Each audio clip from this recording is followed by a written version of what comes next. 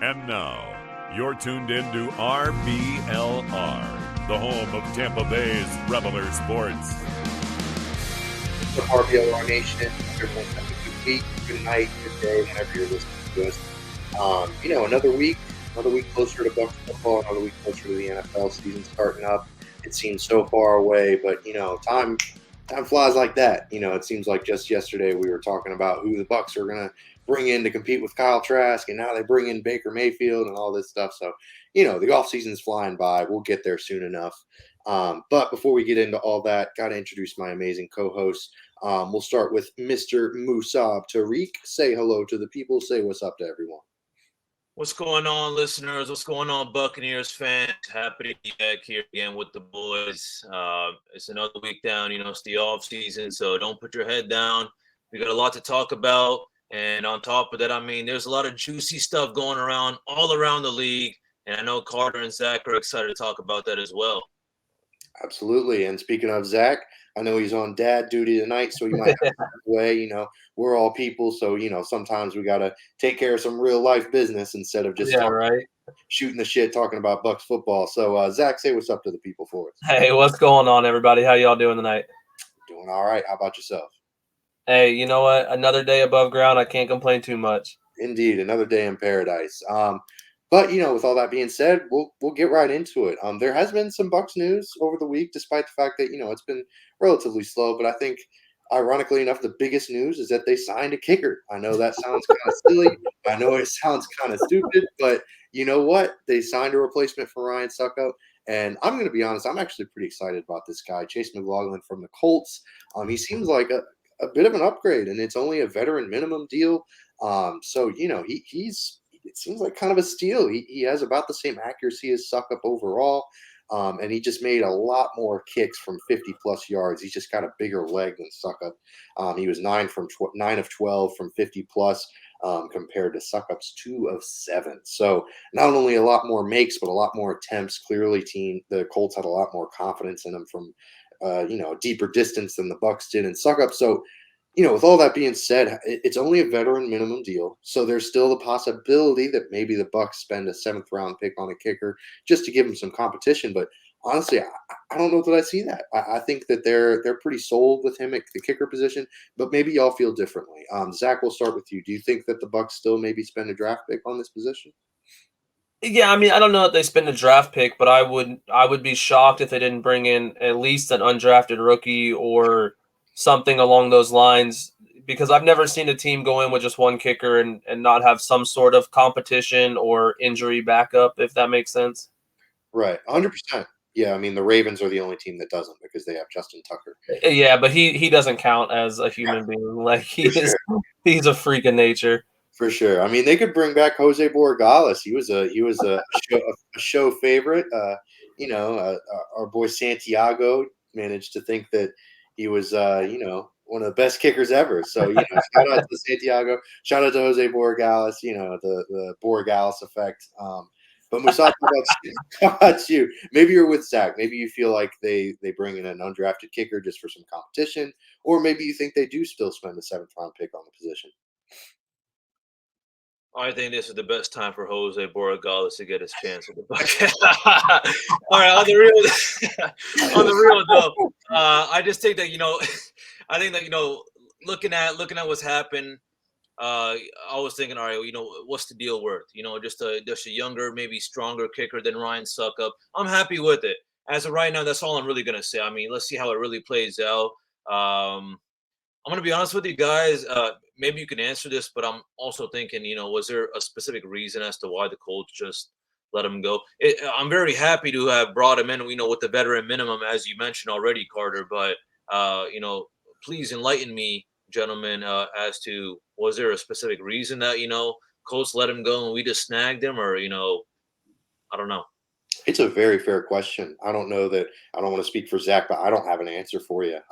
It's a great question, though. It's one that certainly needs to be asked, and I think it's maybe part of the reason that we're all still kind of on the boat of okay, this guy's a veteran minimum deal. He showed some flashes last season, but maybe they still need to bring in some competition because on a veteran minimum deal, the Colts wouldn't just let him walk if they thought he was a talented guy. So Exactly. That yes, was kind of along the same path that I was thinking. Like, unless Adam Vinatieri is coming back, like, why did they just let him walk? It's just so I questioned that when I saw that we signed him because I didn't know who he was. Like, I'd be lying to you if I knew any kicker aside from Suckup and Tucker at this point. But it kind of surprised me when I saw that we signed him and he wasn't just like a practice squad guy or something. Because for him to be like their starting kicker and there not be any competition to sign him kind of left me a little bit worried because, like you said, there's a reason that they didn't fight to bring him back or didn't just sign him to an extension. For sure. Yeah. I mean, it was definitely a bit odd because he put up some decent numbers. I mean, 83% accuracy. He seemed to show a bit of a leg. He was brought in after Rodrigo Blankenship was cut because he was just struggling. He was not the answer. So yeah, I'm with y'all. It was definitely very strange that he wasn't brought back, especially just because it's not like the kicker's a position that you have to develop. You have to go year by year on the kicker position. So why not bring him back? So yeah, I'm with you, Musab. It's a very, very odd thing, and I don't think there's really a good answer out there. But the Bucs probably were like, "Hey, we got an open position. You go, Tampa, yeah, go ahead and prove it. Prove yourself." Tampa needs to sign Destroying to come in and kick for them. I'm telling you, if you guys don't know who Destroying is, go watch him. He is. I'm telling you, that man can.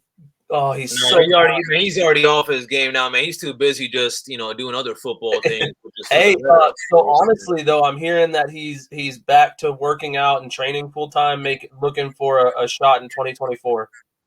Dude, I'd be happy to see him shine. He deserves it, man. The way The the NCAA NCAA screwed him over with what he was doing. It's a little unfortunate as to what kind of turned out. He's still balling out though, so I'm still happy for him. But yeah, Carter. I mean, I don't know. It's just guys. Do you not think that it's like there's just going to be a lot of things that are just going to be more like a trial year? Like we're just really feeling things out.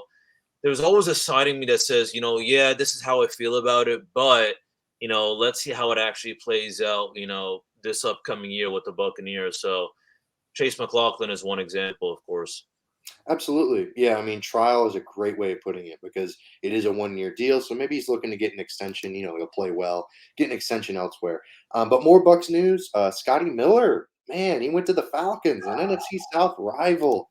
That kind of hurts. Scotty Miller was kind of a fan favorite. He was a fun guy, Scooter Scotty.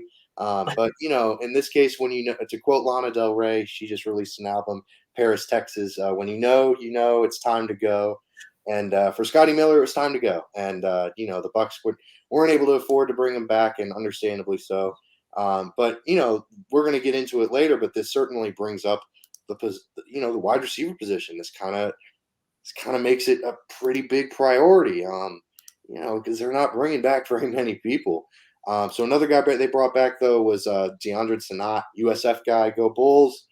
He's another interior defensive lineman just to kind of fill another roster spot. So just kind of some ho-hum, not really great moves, but the Scotty one kind of caught my eye a little bit.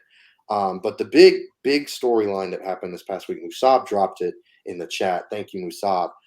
Was that Baker Mayfield was offered a contract by the Baltimore Ravens and he turned it down.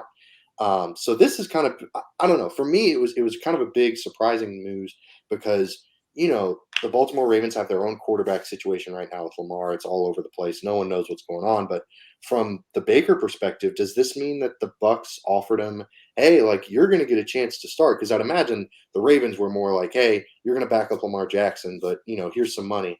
So does this give you all confidence or maybe a feeling that the Bucs are pretty serious about making Baker Mayfield their starting quarterback? Zach, we'll start with you. I mean, as soon as I saw that we signed Baker Mayfield, I automatically sort of assumed that he was not necessarily promised the starting job, but promised a good shot at getting the starting job. For sure. He, as much as I love Baker, he doesn't strike me as somebody that wants to take the back seat. So when we signed him, I assumed that already. I think it spoke more to the Ravens fan base that Lamar's gone. Like, I know that, if I'm not mistaken, from what I read, he requested his trade on March 2nd, and they offered him a contract after that. Yeah. So it just felt like maybe he wanted to win and he didn't think Baltimore could win, because we've seen their wide receivers we haven't seen their wide receivers because they don't have any, I guess I should say. Right. So I think he just wanted to be in the best position. I think as bad as we feel like Tampa might do, I think that they're surprisingly capable of being a decent team. Absolutely. And I think that the big point there is that, like you mentioned, the Baltimore Ravens without Lamar Jackson, we've seen them. We've seen Tyler Huntley as their quarterback. And with all due respect to Tyler Huntley, he made the Pro Bowl team. I would say Pro Bowl Tyler Huntley. Get it right. Absolutely. But, they're not a very good football team without Lamar Jackson up there. They don't have any receiving weapons. I mean, they got Mark Andrews, but, they don't really have any receivers. Their offensive line can be a bit in flux sometimes because Lamar carries that offensive line a lot. He masks a lot of bad offensive line play. They don't really have a dynamic running back. J.K. Dobbins is kind of in and out. So, yeah, I'm with you. I think it speaks to the Bucs being a bit of a better situation and them giving him certainly a fair chance at the starting position. Musab, how about you? Did this news because you were the one that dropped the news in the chat. So how did you react to it? I mean, did you think, oh, man, the Bucs must be real serious about Baker? I don't really think it was more about the Bucs are serious about Baker. I think that they both gave the offer. It's just that I just as both of y'all mentioned, there's nothing appealing with the Ravens, and then knowing what the situation was with the whole Lamar Jackson situation that has still not ended. It still continues. If I was Baker Mayfield, I would just take on the Bucs. I think that, okay, fine, Brady's gone and some other guys are gone, whatever, they're still not going to be that Super Bowl caliber team, but there's a bunch of experience on that team, coaching staff wise and player wise. The Baltimore Ravens, I'm just going to keep this kind of simple, and I don't want to dig too deep into it. They just seem very bland to me. They seem very satisfactory to me right now. I'm just going to give them a simple C+ right now, just of looking at their situation right now. Maybe they could do better. Maybe they could do worse. I don't know really, but that's why I feel like Baker Mayfield chose the Buccaneers. I think it was a little bit more promising. And Carter, as you mentioned, with the whole kind of starting role, if I'm Baker Mayfield, I'm looking at Lamar Jackson and Tyler Huntley versus Kyle Trask. I'm thinking, yeah, let me take Kyle Trask's position. You know what I'm saying? It's just a better way. I don't know. It's just, there's not too many explanations as to why I really think that he chose this, other than just that opportunity just seemed more available or more open for him. Honestly, yeah. Yeah, absolutely. I mean, that's a great point. The competition between Kyle Trask and like you mentioned, Tyler Huntley or Lamar Jackson, there isn't really one. So yeah, it's definitely something to think about for sure. But speaking of Lamar Jackson, like we've been saying, he's requested a trade. His contract situation is still, no one knows what the heck is going on. I mean, he's representing himself. There's a bunch of conspiracy theories out there that maybe the NFL is blackballing him because they don't want players to represent themselves because they're easier to manipulate when they have agents. We won't get into all that. What we will get into is, you can tell where I stand because I know a lot about these theories because, screw the NFL. They're trying to screw Lamar Jackson. Anyways, but the Bucs have been linked to Lamar Jackson as a logical option, a logical landing points, logical, so to speak. Yeah. Right. So how would y'all feel? I mean, let's just break it down. Lamar Jackson would require 3 first-round picks and $200+ million in guaranteed money. I thought it was 2. Well, that's the baseline that they've set. Like that's. Oh, got you. Okay. I'm of the thinking that they probably get 3 for him because he's 26 years old. There's going to be a bidding war for him, but maybe I'm wrong. Maybe we'll it is. Give him 2 in Baker. Right. They already wanted him. Right. Yeah, for sure. But regardless, that's kind of the baseline. At least 2. I'm thinking 3. So how do we feel? Like, is that worth the investment for the Bucs? I mean, they'd have to make the money work. They'd have to work a lot of things around Lamar Jackson. But it's kind of the Lamar miracle trade, as Musab put it so eloquently in the chat. So Musab, do you think that Lamar is worth all of that? At this point, I don't think so. Ooh. Wow. Yeah. No, yeah. I don't think that, it's a hot take. Believe me, I have a lot of respect for the guy, and I think he's amazing. But it just there's a pattern that seems to me that is showing, and that is that he doesn't play every single game. It's like what every season he's off a couple games, and on top of that, it's just that he's going out for this kind of bizarre kind of deal or whatever. It's like he wants all this guaranteed money. Clearly, no team wants to provide him that guaranteed money. So why should we? There's something that's looking a little off, and that's my problem. You know what I'm saying? If he decides to kind of maybe get a little bit more humble on his side, I guess maybe fine. But I will say this is that I still lack of a lot of knowledge with the whole cap space and all that. What I will say is, if we do make it happen, I still don't think that it's going to be worth it just because as you mentioned already, Carter, we're looking at first picks and all that. Um, this is not something that's too futuristic. This is not something I see right now as, we're going to build off of Lamar Jackson because of the guys we have. Listen, if we're going to succeed with Lamar Jackson, we need to have the guys right now. You know what I'm saying? I think we would be doing amazing for the next 5-10 years if we had Lamar Jackson instead of Tom Brady when he first joined us, but we don't. The situation was whole different. We got Brady. He balled out for us. That's because he's Brady again. But yeah, our weapons are not looking that well either. So let's be honest. The chemistry is not going to be there no matter who it is. For sure. I mean, I see what you're saying. The timeline is a bit wonky with the Bucks, especially when you want to bring in Lamar Jackson, just because Evans, Godwin, a lot of these guys are a little long in the tooth. Their contract situations are tough. The Bucks would likely have to move on from some of them just to make Lamar's money work. So it's tough. It's definitely difficult. I'm of the thinking that if you can get Lamar Jackson, you do it because it secures the quarterback position for the next 5 to 10 years. But at the same time, what do you give up? It's difficult, and I certainly understand the play style. He's a running quarterback, blah blah blah. He gets hurt, but A running quarterback that's never been hurt from running. right, The his two injuries injuries he's cost had, him place in the pocket for sure. exactly. So the two injuries he's had have both been while he was in the pocket. And I mean, you touched on him missing games. You can't blame him for missing games being hurt. He's not taking games off. Right. No matter what team gets Lamar Jackson, they automatically become a playoff contender. Absolutely. So you could have look at the weapons that he's got in Baltimore right now, and every single year, even on their bad years, we're like, oh, Baltimore could make a run. Just be ready for it. They're going to make a run. I think that if you have the chance to bring in Lamar, and this is saying something because you guys know how big of a Baker fan I am.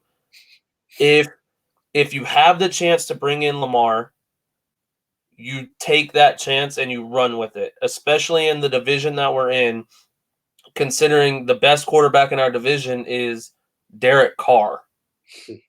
Like, I think it'd be insane not to at least kick the tires on it. And I respect what Todd Bowles said because he's come out and said, like, he's a great player.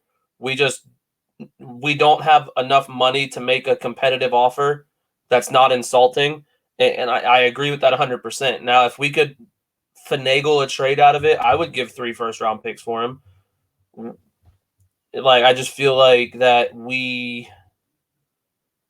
Lamar sets us up for a better future as opposed to 3 unknown draft picks. Yeah, I think I'd agree with that. Yeah, it's definitely a difficult situation.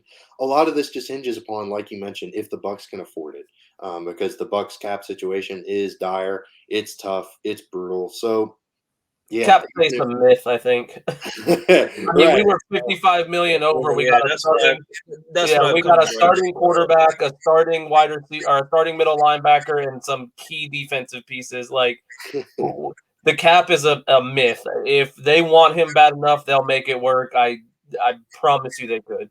Yeah, I mean, it's like I'll be happy with that if with the cap space and all that. If they make it happen, they make it happen. But with the whole kind of, I'm not that like I'm like very anti with the whole first round picks and all that. I'm just like, I don't know. I guess believe me, I still love the guy and all that. It's just I'm just thinking, man. I'm just thinking, with our situation right now, personally, I don't know how risky I want to be, but I Yeah, absolutely respect as to why, maybe someone like you or Carter wants to play a little bit more risky.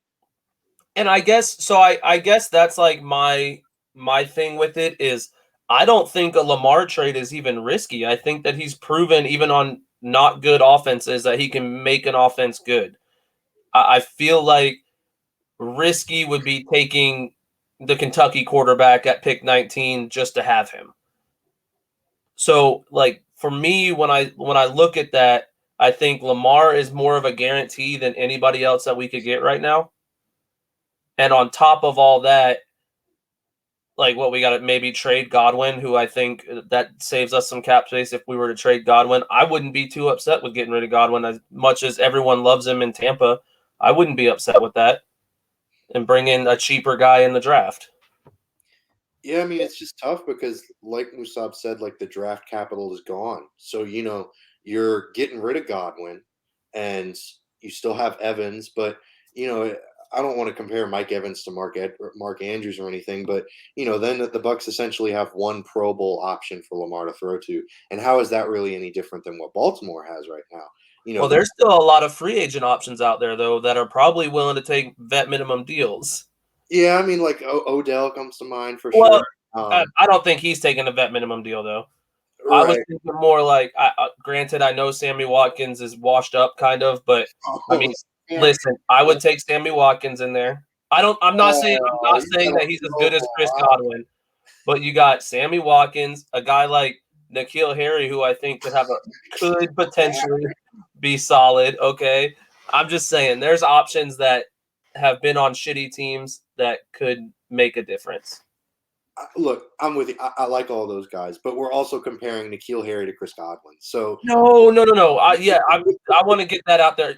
Not even remotely as talented. Like I don't want this to be like a tit for tat. Like Godwin is as good as N'Keal Harry and no, for Sammy sure. Watkins. Not Right. a chance. But I think that they could be. What's the word I'm looking for?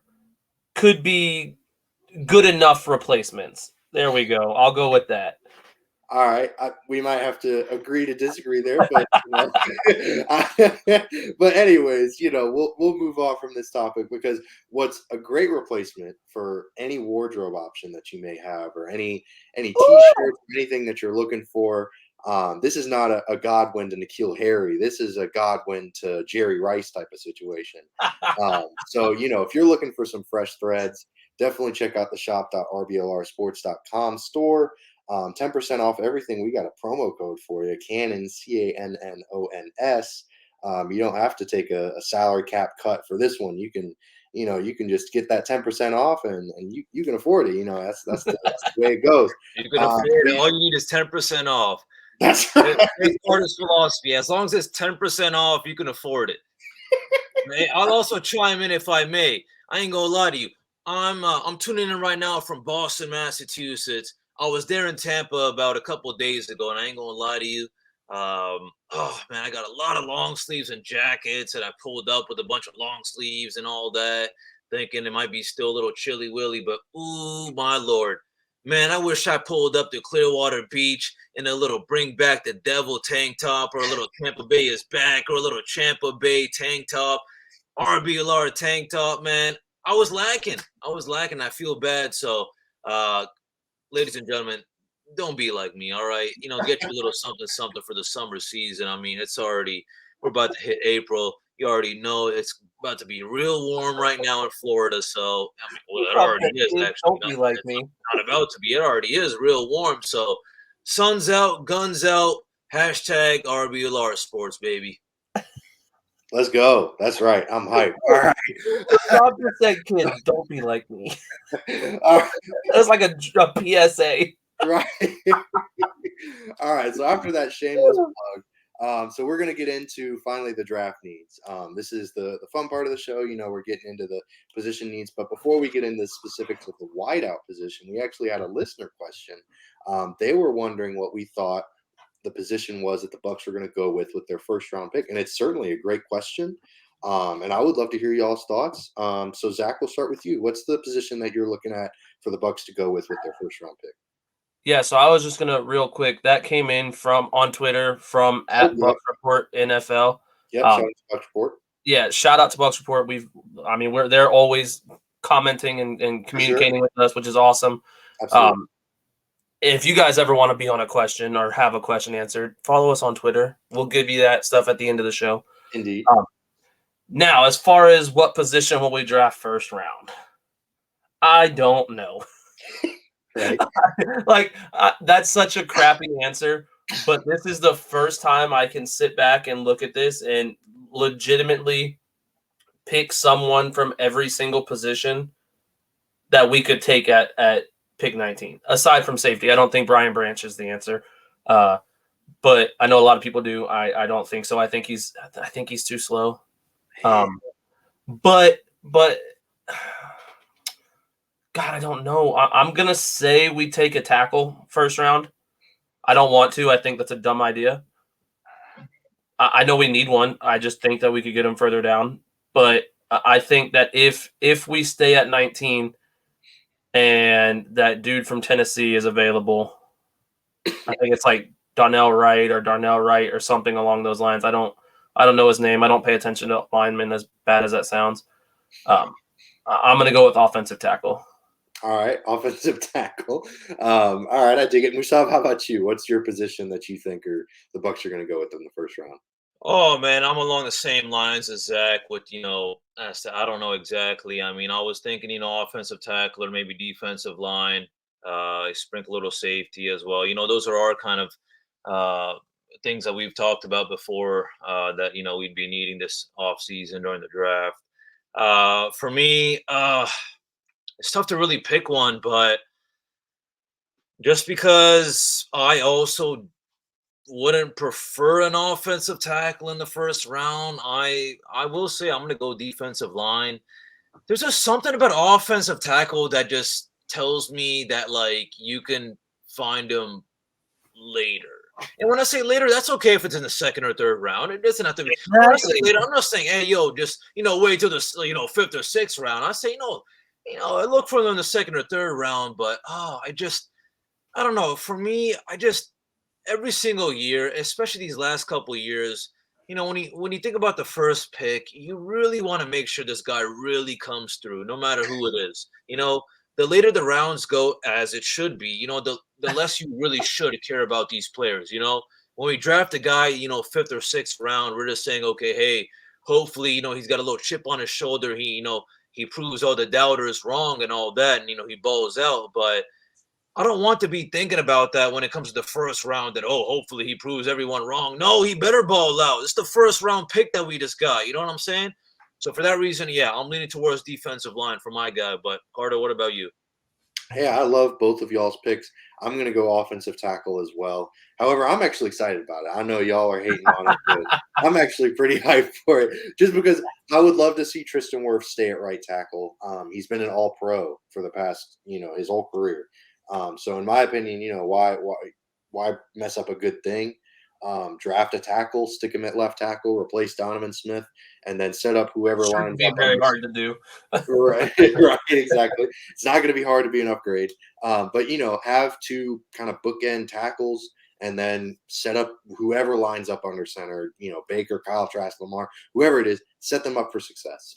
Because a lot of problems this past season with the offense were from Brady's lack of confidence in the offensive line to hold up. He was dinking and dunking all over the place because he did not think he was going to have a lot of time. He was afraid to get hit. So let's not have that problem. Let's see the Bucs do this and draft another first round offensive lineman, because offensive linemen are really important. But I could certainly see a defensive lineman, like y'all have been saying. This is all a guessing game. I mean, this is all just They need to go corner.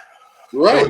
Yeah, they could go corner. They could. And that's the thing that I was trying to touch on. Like when I said I don't know, they're literally they could take anybody, and I wouldn't even be shocked unless they took a kicker first round.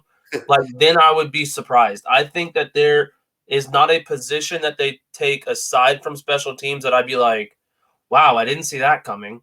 Yeah. And this is the first year in really ever that I can remember Tampa at least being like, yeah, we're just going to take best player available, which I think is exactly what's going to happen. I don't see us trading up. I could see us trading down, but I don't see us trading up for anybody, and I don't think that it's necessarily we need a tackle. We're going to draft this guy. I think it's if Will Levy's, however you pronounce his last name, falls to 19, I see us taking him. If Joey Porter Jr. is there, I could see us taking him. I mean, I think there's a million different ways that this draft pick could go.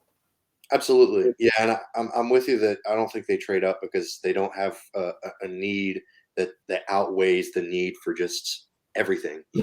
Exactly. So there's no specific position of need that outweighs their need for a lot of other positions. So they're going to keep all their draft picks. They're only going to trade back, in my opinion, at least. But then again, it's Jason Light. He's done some weird stuff, like taking a Roberto Aguayo in the second round. So who knows what? I did see a weird stat. Actually, today I was looking up some news. Jason has never traded a first-round pick up. Has never traded up in odd years. He's only done it in even years. Or never. It may have been just never traded a first-round pick in even years or odd years. Yeah, he's only done it in even. Well, there you go. So weird to me why somebody would know that, but now I have that useless information in my brain, and it will stick with me forever. Yeah, it's kind of a baseball stat. But we'll move on to the fourth need that we've got. It's wide receivers. Last week we discussed edge rushers. This week we got the fourth need, wide receivers. So we'll start with our first or second round prospects. These are the guys that, pretty high end talent.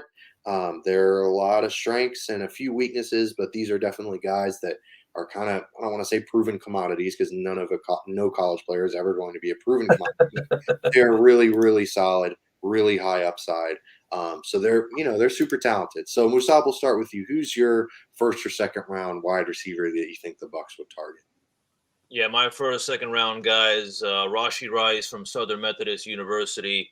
I think there's a lot of studs up there right now. But for me, this guy's no hidden gem, but he's no popular guy either. I love his style, and I think that I find him to be very tough. The way he executes. I have to say his style, watching his tape and all that, it's more kind of short and quick. Okay, it's short and quick, but he always ends up, most of the time, getting some space in between him and his opponent. So that's what I like. But again, I think the biggest weakness is that he has a very certain approach to playing football in college, and I wonder how this is going to translate into a wider kind of style or a wider kind of offense approach in the NFL, no matter what team he ends up being on. So that's what I'm curious to see. But yeah, that would be my first, second round guy, just because I feel like he's got a little something in him. He seems tough. He's strong. He can make something happen. I'm not looking for some guy to make some, $1 million kind of, long range, catches. I think this is someone that, we could possibly, make some chemistry happen with Baker Mayfield or Kyle Trask. Absolutely. Yeah, I took a peek at him as well. I'm definitely with you. The big glaring thing was just translation into the NFL, like making the switch from college game to the NFL. I'm with you. That was kind of a big thing that I saw with him. Zach, how about you? Who's your first or second round guy? I've been talking about this guy forever since the offseason started. Jordan Addison out of USC. I think that he is insanely talented. He is a first-round guy through and through, so I would be kind of surprised if he even made it down to us. But I think that if he does, I think that he's a great pickup. Yeah. Excuse me. Sorry, I had to take a sip of water. But yeah, he'd certainly bring some speed to an offense that really, really needs it.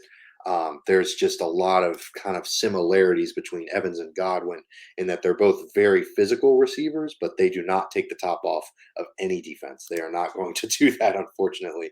And they're very successful without doing that, but just an offense needs some diversity of talent. They need some guys that can change of pace, just something. So I'm with y'all. Those are those are some really good ideas. Definitely some solid prospects. Wouldn't be upset if either one of them ended up in a Bucs uniform. But my guy for the first or second round was Jalen Hyatt out of Tennessee. Him and Hendon Hooker had that really, really great connection this past season.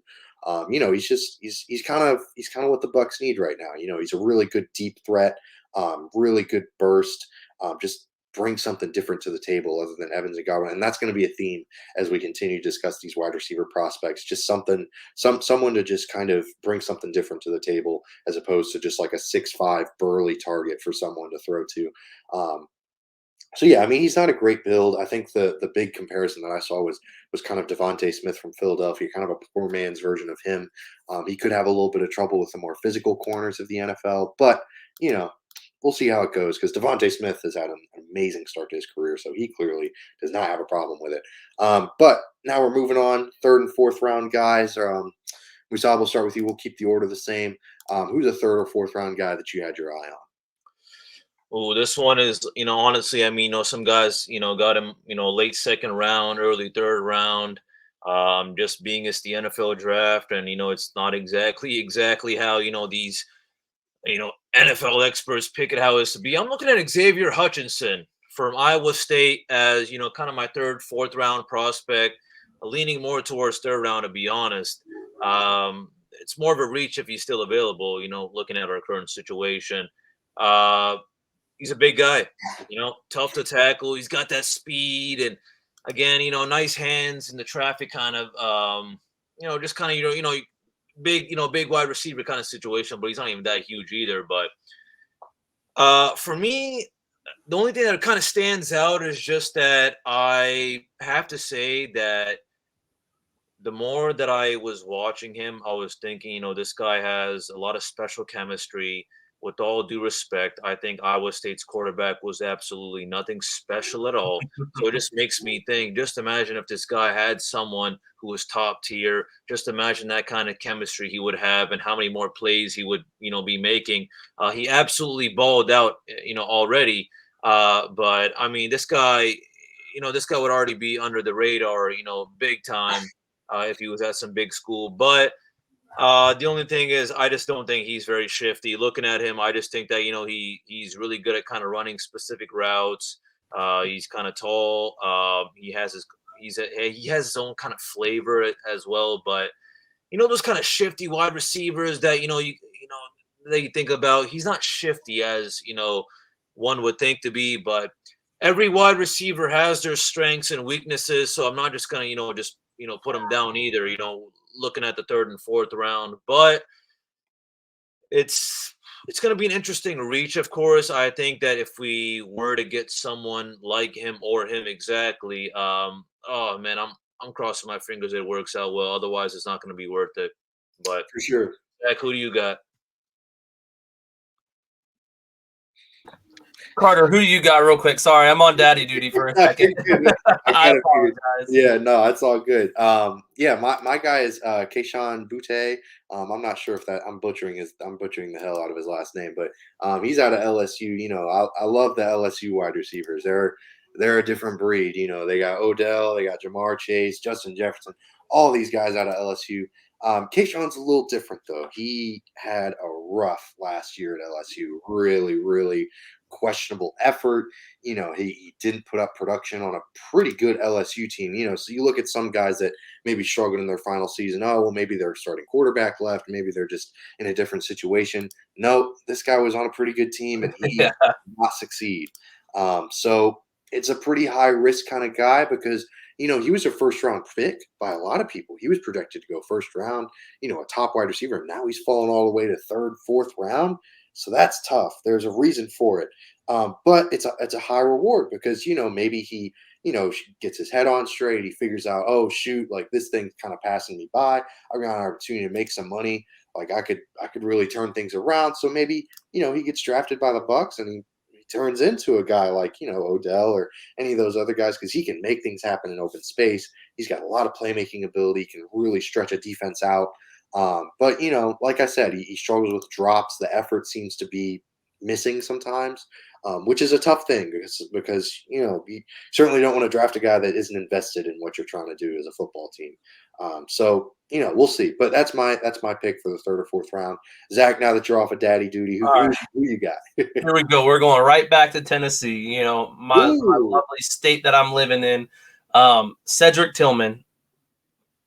We just talked about how Jordan Addison kind of fits the same role as Chris Godwin and Mike Evans, sort of. Cedric Tillman's kind of the same way, if I'm being honest with you. He's a big guy, 6'3", which I think Mike Evans is right around there as well. He's got an injury history, but he's got NFL bloodline. He's a guy who went to high school at the famed Bishop Gorman. He's played at very high levels his whole career up until this point. Last year had an ankle injury, kind of showed toughness, but also showed kind of stubbornness because he should have taken the season off, but wanted to help his team any way he could.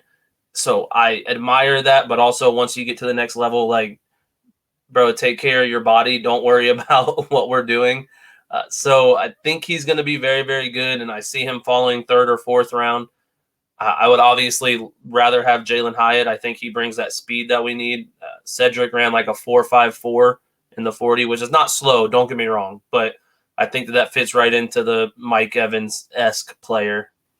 Yeah, he's a bit more similar to Evans and Godwin, and I think that maybe you'd like to see. But at the same time, the Bucs also have Russell Gage, so I mean, maybe the Bucs see this as more of a future guy to maybe eventually, hopefully, slide in and replace Godwin or Evans, or maybe Gage. So it doesn't necessarily have to be a guy that just is totally different from Mike Evans or Chris Godwin. But I just float that idea out there more as a right now kind of thing. If they exactly. Like, what impact are they going to make right away if they're the exact same player as Evans and Godwin? Which I totally get, and you're spot on. Like, the only thing different I think about Addison, my first overall pick that I was saying, is I think that he could play a slot role, which I think better suits him. And you could have Evans and Godwin on the outside, but also Godwin plays a very good slot role. So I don't know. I feel like you're right. I think that it would be more of a succession plan for Evans or Godwin, which makes them more tradable, which I don't want to see Evans ever go. But right. Yeah, I mean, when you gotta go, you gotta go. But yeah. Anyways, so definitely some different ideas on how they want to approach the wide receiver position, and neither is wrong. It's just kind of an interesting perspective just to see how the Bucs want to play it. I think a lot of it hinges upon how they view Russell Gage. Especially coming into his second season as a Buck. But now we'll get into our, kind of our day three guys, kind of the hidden gems, as Musab loves to say. So speaking of Musab, we'll start with you. Who's your hidden gem, your fifth, sixth, seventh round guy for the wide receiver position? I'm going to do my best not to say hidden gem during this little spiel I'm about to go on right now. But I'm looking at Ronnie Bell just because this guy is coming from a big school, Michigan. I'm going to be honest with you. Yeah, I'm going to be honest with y'all. We're looking at fifth, sixth, seventh round. So it's kind of hard to be like, oh, this guy's looking real special or whatever. But, for his size, he's impressive. And I think he's what I like about him. I think the certain kind of, aspect I like about him is kind of I think that he's pretty darn decent at those catch and run situations. He's speedy, but I mean, that's really about it, though. I ain't going to lie to you. I don't think that he, makes the best out of every situation. I feel like sometimes he comes through a little bit lucky. He's not the best at separation. I'm looking at separation like Rashee Rice from SMU, but he ain't got that like Rashee Rice. But I don't know. I mean, maybe a little bit of sprinkle of he has an advantage because he was a fifth year. But even being a fifth year and all this, I mean, we're still looking at a fifth, sixth, seventh round prospect. So I'll just leave it at that. I mean, if we were to get someone like him, that would be cool. But I don't know. I mean, I ain't gonna lie to y'all. I mean, it's just someone at this point. If we don't get a wide receiver at the fifth or by the fifth or sixth or seventh round, then I think he'd be a good choice. But I am thinking more along the lines, to be honest, about maybe like a fourth or fifth round, wide receiver situation. Maybe earlier. As we mentioned already, gentlemen, we're in for a treat when it comes to this draft as to who we draft round by round. So we'll see. But where's y'all's heads at with this? Yeah, I mean, Ronnie Bell's definitely a great option for this day 3. And like you mentioned, any day 3 guy is not going to be perfect. Ronnie Bell certainly is not that. He lacked a lot of production at Michigan, despite being at such a big school. It was really good last year. We can quabble about how good Michigan was, but they were a good football team last year. Yeah. So it's tough to see a guy lack production on a good football team, especially at the wide receiver position. So he's got some weaknesses, some flaws, but interesting. Wasn't he coming into this season projected to be a higher, not like top 10 pick or top 10 wide receiver, but wasn't he projected last year to be a pretty solid wide receiver this year? Yeah, if I remember correctly, I think it had to do a lot with his lack of production this past season. Yeah, exactly. Yeah, I think he had a little bit of I think it was a season before this past one that it just, I don't know exactly what it was. To be honest, I didn't look too much into it, but it was kind of a weird little dump, in his. Yeah, he definitely had a drop off this year. It was kind of like he was doing he was slowly getting better, and then boop, drop, and then he comes back right into it. So, right. I guess that's what raises scouts' eyebrows, and that's what raises my eyebrow as well as to if we were to get, or if anyone were to get him earlier, that's really interesting. But I think he is exactly where he should be standing. For sure. Agreed. Yeah. So, Zach, how about you? Who's your day 3 guy at the receiver position? Possibly the handsomest man in this whole draft. No. Jake Bobo. However, I think that's how you say his last name. I have a weird thing, and I don't want to say a weird thing for him after I just said the handsomest man in the draft. In my mind, he is not a wide receiver. He's a tight end. I know that he's technically drafted as a wide receiver right now. Stands at 6'4". He's good at high pointing balls, but he's not very athletic. So I think that he shifts better into a tight end as opposed to a wide receiver. And I think that that's why I'm taking him, because he has it appears as though he has that position flexibility, which is nice to have in a late round pick. Sure. Yeah. I mean, and definitely for a roster that's going to, need to be filled out. It's nice to have that versatility, but it's also difficult because, you run into the problem of, jack of all trades, master of none kind of thing. Taysom Hill situation. Right. Yeah. He's kind of okay at wide receiver, and he's kind of okay as a tight end, but he's not really very good at either. But I'm definitely with you. He's a handsome dude. He's a good looking dude. You see? Yeah, I mean, he's got a big body on him. 6'4" is pretty big for a wide receiver. That sounded kind of weird coming after the comment. Anyways, we'll move on quickly. I love this damn show, guys. So my guy is very different from Mr. Bobo. He's Antoine Green out of North Carolina. Definitely a bit on the smaller side. He's not nearly 6'4". He's around 6'2", but he's definitely a bit skinnier. He's just very, very fast. So he's definitely a vertical presence, a guy to stretch the defense. But he's a day 3 guy, and there's a reason for that. But he was an amazing athlete. He was a multi-sport star. He's just very unrefined, and that's kind of why he's a day 3 guy. But it's a decent pick. He would be an interesting guy to maybe have as a kick returner too. So it would be interesting to bring him on in the 5th or 6th or 7th round, wherever he would fall. But that kind of brings us to the end of our show. We've gone through all of our receivers options. I've made a fool of myself and called Bobo handsome and handsome with a big body. Right. I mean, hey, we don't mince words here at RBLR. We speak the truth. But yeah, anyways, thank you guys so much for listening, putting up with our shit. Without y'all, we wouldn't have a show. We really appreciate y'all tuning in. Definitely check us out on all of our socials at RBLR Sports, Facebook, Instagram, Twitter. Like and subscribe if you enjoyed what you heard. Gotta throw at RBLR Bucs out there too. Yep, at RBLR Bucs out there as well. Thank you so much for tuning in. We really appreciate y'all tuning in. And as always, Go Bucs. Bucs. Go Bucs. Go Bucs.